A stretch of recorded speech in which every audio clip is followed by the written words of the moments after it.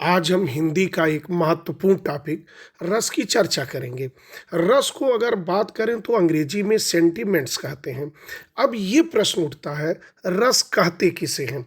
तो इसके बारे में हम कहें तो जब हम कोई कविता, कहानी, उपन्यास आदि को हम पढ़ते हैं या सुनते हैं, या हम कोई नाटक देखते हैं, हम कोई फिल्म देखते हैं, उससे हमारे अंदर एक आनंद की अनुभूति होती है, और वही जो आनंद की अनुभूति होती है उसे ही हम रस कहते हैं। अगर मैं रस का शाब्दिक अर्थ ही लूँ तो रस का शाब्दिक अर्थ आनंद होता है, और इसीलिए रस को हम काव्य की आत्मा या प्राण तत्व कहते हैं। कुछ लोग रस का आशय स्वाद से लेते हैं। स्वाद का मतलब यहाँ पर है, जैसे हम कोई लजीज भोजन करते हैं तो जब लजीज भोजन हम मुख में डालते हैं तो हमें अनेक प्रकार के स्वाद प्राप्त होते हैं। खट्टा प्राप्त होता है, मीठा प्राप्त होता है, तीखा प्राप्त होता है। इसी तरीके के जब हम काव्य को पढ़ते हैं तो उस काव्य को पढ़ने में कभी हमारे अंदर उत्साह जगता है, कभी हमारे अंदर प्रेम जगता है, कहीं हमारे अंदर घृणा जगती है। और इसी तरीके से जैसे भोजन के स्वाद अलग अलग होते हैं, वैसे ही रस के भी स्वाद अलग अलग होते हैं और हमारे हृदय के अंदर एक आनंद की अनुभूति लाते हैं। इसी को हम रस कहते हैं। चर्चा रस की करते हैं कि रस के बारे में सबसे पहले चर्चा किसने किया। अगर हम रस की सबसे पहले चर्चा की बात करें तो एक आचार्य भरत मुनि थे।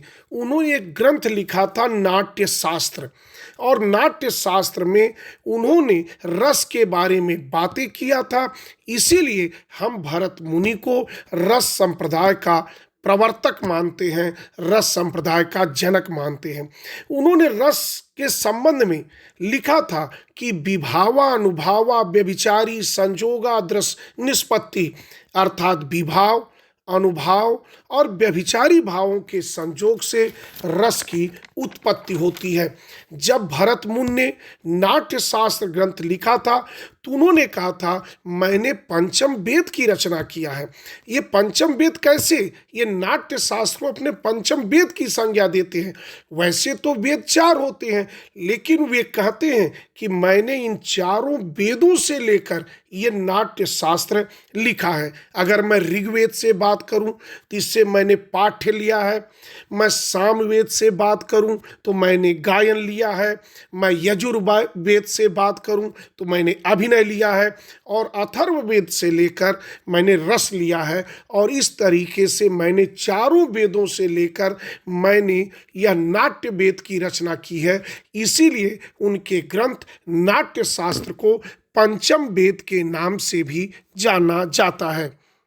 अब हम रस के अंगों की बात करते हैं। अगर मैं रस के अंगों की बात करूं तो रस के चार अंग होते हैं। एक विभाव होता है, एक अनुभाव होता है, एक संचारी भाव होता है, और एक आपका अस्थाई भाव होता है।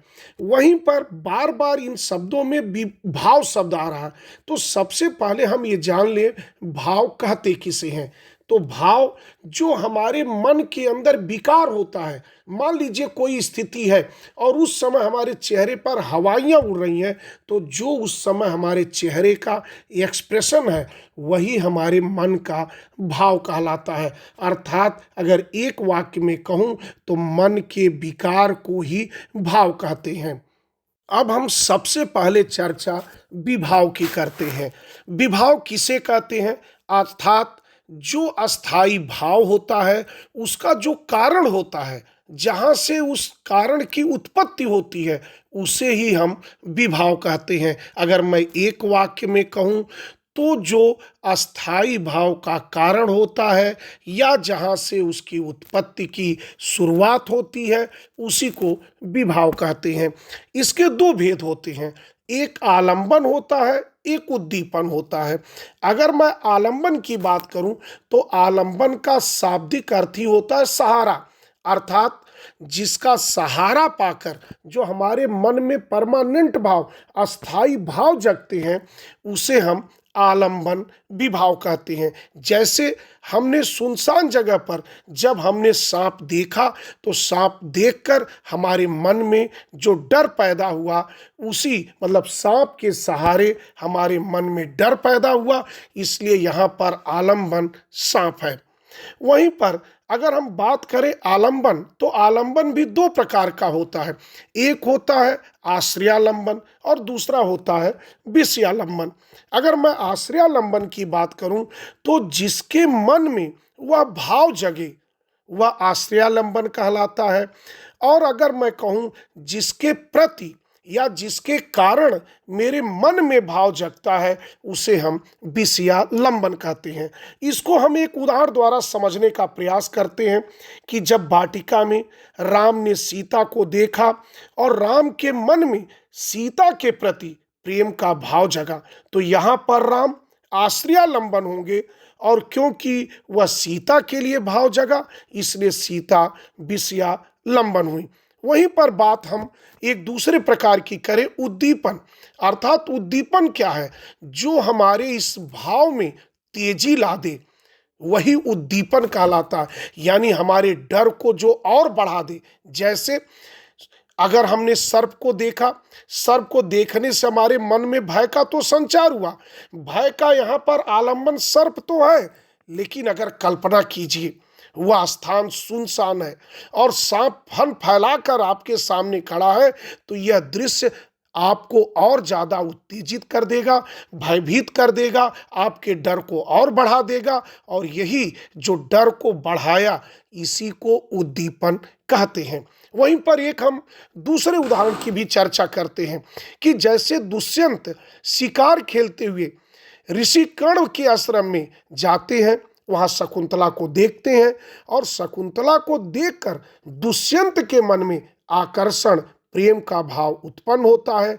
लेकिन उस वन प्रदेश का जो एकांत वातावरण होता है, वह दुष्यंत के प्रेम भाव को और तीव्र कर देता है। यही जो उसके प्रेम भाव को तीव्र कर दिया, यही उद्दीपन कहलाता है। अब हम चर्चा अनुभाव की करते हैं। अनुभाव अनुभाव क्या है, पहले इसकी बात कर लेते हैं, क्योंकि अनुभाव विभाव के बाद उत्पन्न होता है। यह विभाव का अनुगमन करता है, इसीलिए इसका नाम ही अनुभाव रख दिया गया है।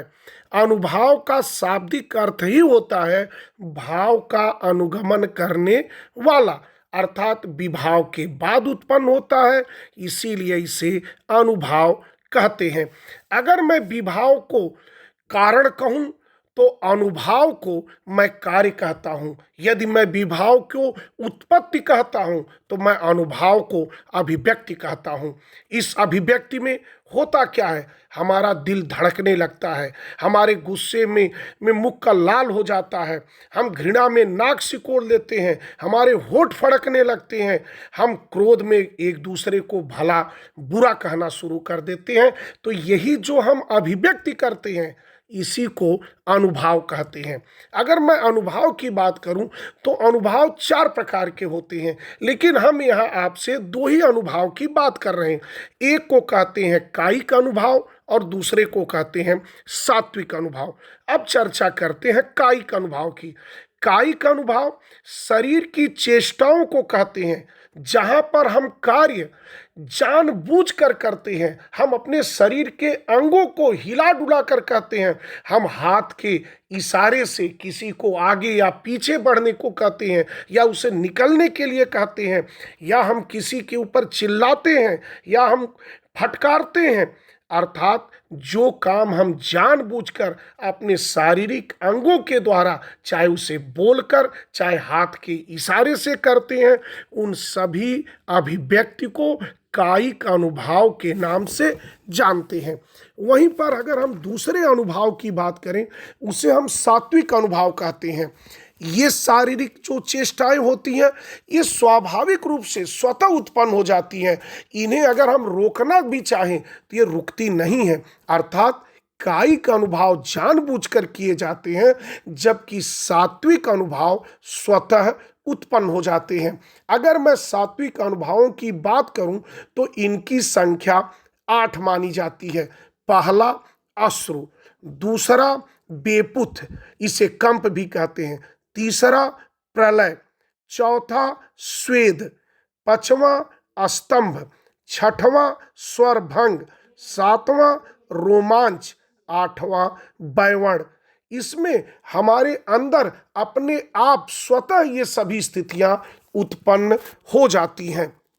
अब हम रस के तीसरे अंग की चर्चा करते हैं, जिसे हम संचारी भाव या व्यभिचारी भाव के नाम से जानते हैं। पहले ये जान ले व्यभिचारी शब्द बना कैसे है। यह व्यभिचारी शब्द बी उपसर्ग और अभि और चारी के योग से बना है। बी का अर्थ होता है विशेष रूप से, और अभि का अर्थ होता है चारों ओर, और चारी का अर्थ होता है चलने वाला। इस प्रकार पूरे शब्द का अर्थ हुआ विशेष रूप से चारों ओर चलने वाला, अर्थात वे भाव जो अस्थाई भाव की ओर चलते हैं, जिससे अस्थाई भाव रस का रूप धारण कर ले, हम उसे व्यभिचारी भाव अथवा संचारी भाव कहते हैं। अगर मैं इसकी और बात करूं तो मनुष्य के हृदय में अनेक भाव उत्पन्न होते रहते हैं। इनमें कुछ भाव तो ऐसे होते हैं कि कुछ समय तक अपना प्रभाव दिखाकर विलीन हो जाते हैं, और इनकी स्थिति उन सागर की लहरों के समान होती है जो आते हैं और जाते हैं।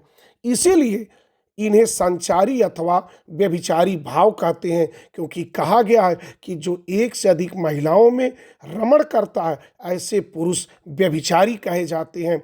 और क्योंकि संचारी भाव एक जगह नहीं टिकता है, यानी पानी के बुलबुलों की तरह आता जाता रहता है, इसीलिए इसे हम व्यभिचारी भाव भी कहते हैं। अगर मैं संचारी भाव या व्यभिचारी भाव की कुल संख्या की बात करूं तो इनकी कुल संख्या 33 मानी गई है। वहीं पर भानुदत्त मिश्र ने एक छल नामक एक संचारी भाव की और बात किया है, छल। वहीं पर आचार्य रामचंद्र शुक्ल ने एक 35वें संचारी भाव को उल्लेख किया है, चकपकाहट। लेकिन आज भी ये दो आगे बढ़े तो हैं, लेकिन आज भी जो मान्य संचारी भावों की संख्या है वह 33 है। अब हम बात रस के चौथे अंग की अर्थात अस्थाई भाव का जिक्र करते हैं। अस्थाई भाव क्या होता है? जैसा नाम से स्पष्ट है, अस्थाई यानी परमानेंट। ऐसा विकार, ऐसा मन का विकार जो हमारे मन में परमानेंट हो जाए, अस्थाई हो जाए, यानी जो भाव चिरकाल तक यानी लंबे समय तक हमारे मन मस्तिष्क में छाया रहे, जिसके विरुद्ध या अविरुद्ध कोई भाव दबा नहीं सके, इसी भाव को हम अस्थाई भाव कहते हैं। अस्थाई भाव का मतलब ही होता है प्रधान भाव, और यही प्रधान भाव जो होता है रस की अवस्था तक पहुंचता है।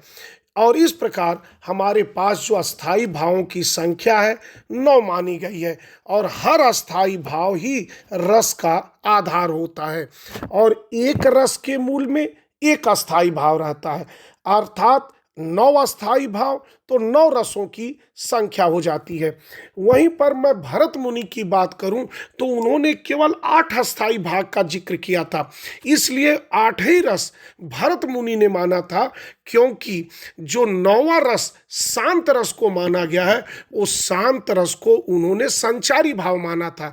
क्यों माना था? इसके पीछे कारण था, क्योंकि जो उन्होंने ग्रंथ रचा था नाट्य शास्त्र, क्योंकि हर नाटक का अंत सुखात्मक होता है, और इसलिए जब नाटक का अंत सुखात्मक होता है, इसीलिए उन्होंने शांत रस को रस न मानकर उसे संचारी भाव माना था। लेकिन बाद के आचार्यों ने शांत रस एक माना, उसका एक अस्थाई भाव माना, और इस प्रकार 9वां रस शांत रस हो गया। लेकिन बाद के आचार्यों ने 2 और भावों को, जो वात्सल्य होता है, भगवत विषयक रति होता है, उसको भी अस्थाई भाव की मान्यता दिया, और इस तरह से 2 रस और उत्पन्न हो गए, एक वात्सल्य रस और एक भक्ति रस। और इस तरीके से रसों की संख्या 11 तक पहुंच गई।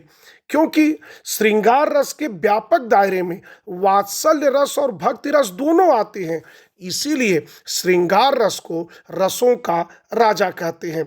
लेकिन क्योंकि श्रृंगार रस के अंदर वात्सल्य और भक्ति रस दोनों आते हैं, इसलिए आज भी आचार्यों ने 9 ही रस को ज़्यादा मान्यता दिया है। और उस तरह से देखा जाए तो रसों की संख्या बढ़कर 11 हो गई है। अब हम रसों और उसके अस्थाई भाव का भी जिक्र कर लेते हैं। हम पहले रस अगर श्रृंगार रस की बात करें तो इसका अस्थाई भाव रति या प्रेम होता है। वहीं पर अगर दूसरे रस की बात करें हास्य रस की तो इसका अस्थाई भाव हास होता है। वहीं पर अगर तीसरे रस की बात करें करुण रस तो इसका अस्थाई भाव शोक होता है। वहीं पर अगले रस की बात करें रौद्र रस तो इसका स्थायी भाव क्रोध होता है। वहीं पर वीर रस की बात करें तो इसका स्थायी भाव उत्साह होता है। वहीं पर अगले रस भयानक रस की बात करें तो इसका स्थायी भाव भय होता है। वहीं पर अगले रस बीभत्स की बात करें तो इसका स्थायी भाव जुगुप्सा या घृणा होता है। वहीं पर अगले रस अद्भुत रस की बात करें तो इसका स्थायी भाव विस्मय होता है। वहीं पर अगले रस शांत की बात करें तो इसका स्थायी भाव निर्वेद होता है, सम होता है, वैराग्य होता है, वीतराग होता है। इसमें से कोई भी ऑप्शन आ जाए हम लगाएंगे, यानी निर्वेद भी हो सकता है, सम भी हो सकता है, वैराग्य भी और वीतराग, ये सभी शांत रस के अस्थाई भाव हो सकते हैं। वहीं पर वात्सल्य रस की बात करें तो इसका अस्थाई भाग अपत्य श्रेय होता है, जहाँ पुत्र या पुत्री के प्रति वत्सलता होती है।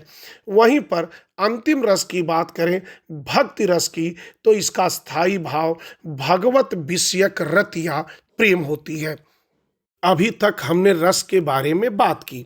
अब हम रस को निष्कर्ष रूप में आपसे अगर एक वाक्य में बात करें तो विभाव से भाव की उत्पत्ति होती है और अनुभाव से उसकी अभिव्यक्ति होती है और संचारी भाव से उसकी पुष्ट होती है और इन तीनों के द्वारा अस्थाई भाव में पूर्णता आ जाती है और इस प्रकार वह रस में बदल जाती है। तो निश्चित है आज हमने रस के बारे में चर्चा किया। इसके और रसों के प्रकार में विस्तार में कभी और चर्चा करेंगे। तो आज के लिए बस इतना ही। अब मैं अपनी वाणी को विराम देता हूँ। बहुत बहुत धन्यवाद।